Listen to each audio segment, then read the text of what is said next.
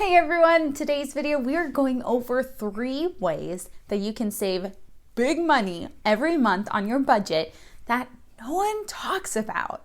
As I'll go into this video, there's so many ways that people talk about cutting money from your budget, right? To save money. Stop going out and drinking your Starbucks.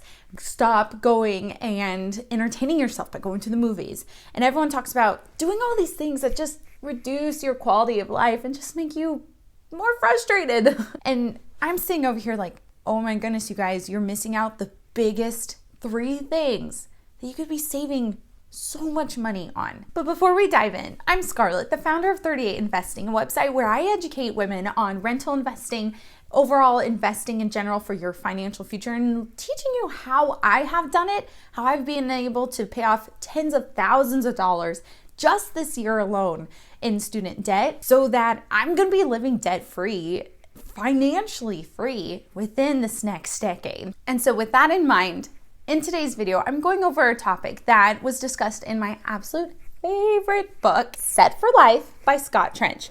This book, I literally have bought a ton of these copies of books for people for Christmas this year.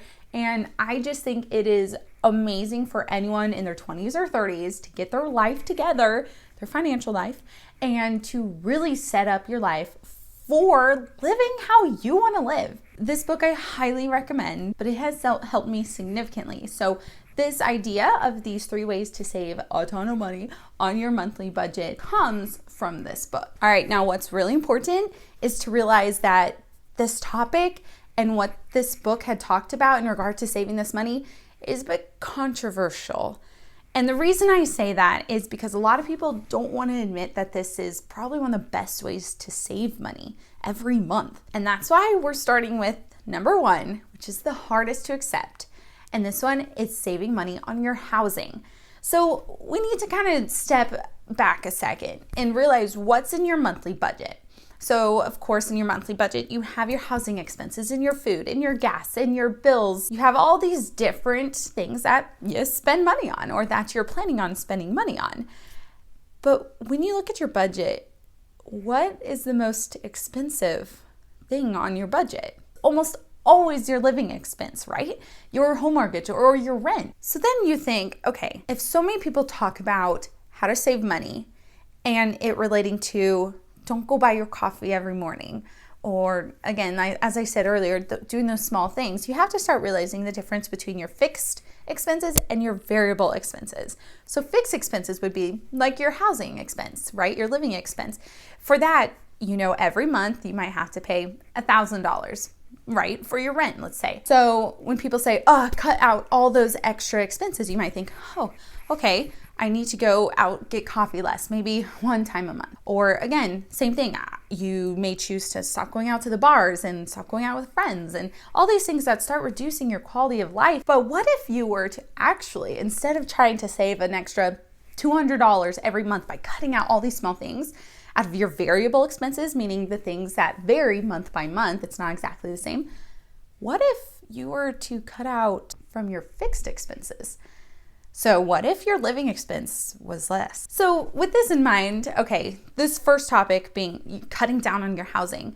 This book goes over ways to realize that you don't have to live in the most prestigious suburb and you don't have to send your kids to the best school in your city or in the suburb. And so realizing, okay, if you were to go to the second best suburb, if you were to send your kids to a different school, how much would that save you in 5 years, 10 years? For a lot of people, it's a massive amount. Okay, so the next topic, the second one we're talking about, is the topic of food.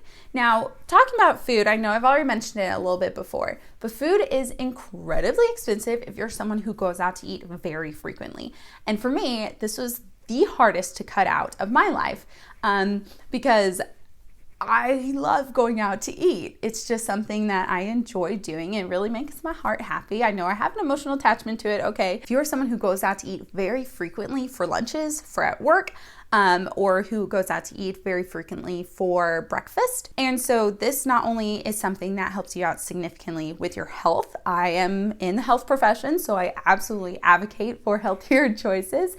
And so this is something where you got to realize the cost of your health down the road is actually a significant thing to consider. Fast food meal may be $6 to $8 or so now. And so if you're going out to eat and spending for breakfast and getting your McMuffins, and then you're going to Starbucks and getting your little snack packs, and you're going to Panera for lunch, and you're going out to eat for dinner, I mean, spending all that adds up significantly. It's most important to realize that this is something to consider long term, that meal prepping is not that bad. I meal prep for most of my breakfast and then also for all my lunches at work. I do occasionally go out to eat for lunch if it is part of a group thing at work, but it's just something that cutting out of food will save you a ton of money. Okay, so this next one, although you can hear it a lot in books, it really isn't talked a lot about when it comes to cutting down on your budget. And honestly, the reason is it takes a bit of effort. Now, I don't mean traveling like for leisure, for fun traveling. I'm talking more about traveling to work every day. So for my husband and I, we had both been driving 35 to 40 minutes every day one way to get to work. So we're talking that's over an hour every day spent driving. And so this really adds up, especially for a lot of people who drive an hour to work. That is a significant amount of time that you could either putting in toward your side hustles or your other money-making machines that you're doing, putting in toward your learning so that you can grow into being an investor, or you can learn ways to get into passive income. I mean, the amount of money that I have been able to save by living closer to work is actually a lot more significant than you realize if you're someone who really does live super far away from work. And like I said, gas alone is one thing to consider with your travel, but then also when you think about your time, how much you are worth, especially if you work per hour and you're able to potentially get an extra hour in a day, or if you need that extra hour with your family, or if you'd love that extra hour with building your side income, I mean, that alone compounded over a year is a lot. But the problem with this, it's not too easily fixed, right? This is where you combine the first and the third of these 3 ways to save money. And you have to really break it down. And it's about making that sacrifice. If you really want that extra few $100s every month, I mean, you have to realize you could either go and work really hard on a side hustle, or go and work really hard on extra overtime, or just change where you're living. So if you're really intense about saving money and you really need something that will get you an extra few $100s a month, these 3 ways will do you wonders. All right, you guys, I know these 3 topics are a little bit more sensitive. Like I said at the beginning, it's not as easy to say, okay, stop drinking your coffee and boom, you'll have all this money.